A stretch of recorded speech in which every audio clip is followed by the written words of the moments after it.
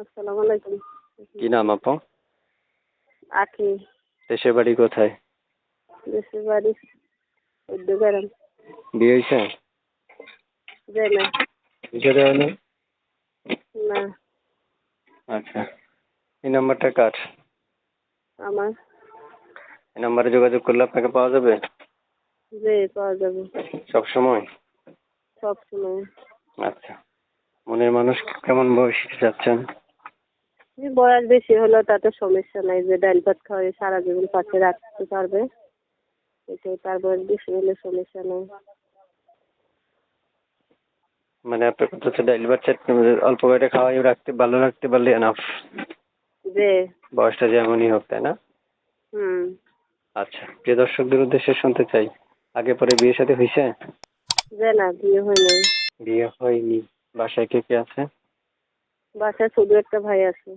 এই মা নাম্বারটা আছে, কার? সৎ মা। এই নাম্বারটা আমার। ছবিটা কার? ছবিটাও আমার। ছবিটাও আপনার, নাম্বারটাও আপনার? যে। ইমো আছে? নাই মনে হয়। এই নাম্বারে ইমো নেই। আপনি বাটাম মোবাইল চালান? যে বাটান। প্রিয় দর্শক, আপনারা শুনতে পেরেছেন, আমি ছোট্ট ছোট্ট করে অনেক প্রশ্ন ওনার থেকে নিলাম।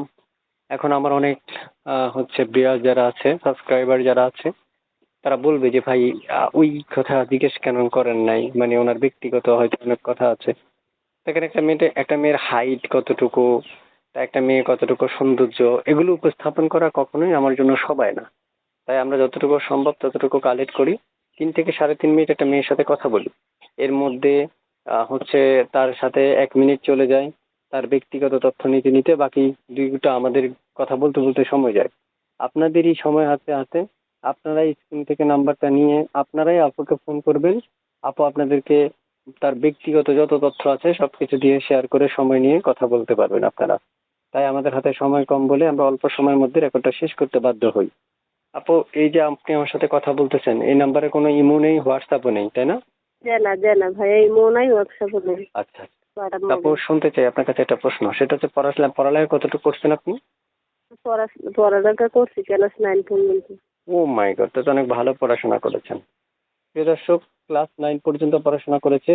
অবশ্যই যারা যুক্ত আছেন, যুক্ত থেকে কথাগুলো শুনছেন, প্রত্যেকটা মানুষ আর যারা তার সাথে কথা বলতে চান ফোন করবেন, ফোন করে তার সাথে কথা বলুন। তারপর কিছু বলবেন আপনি?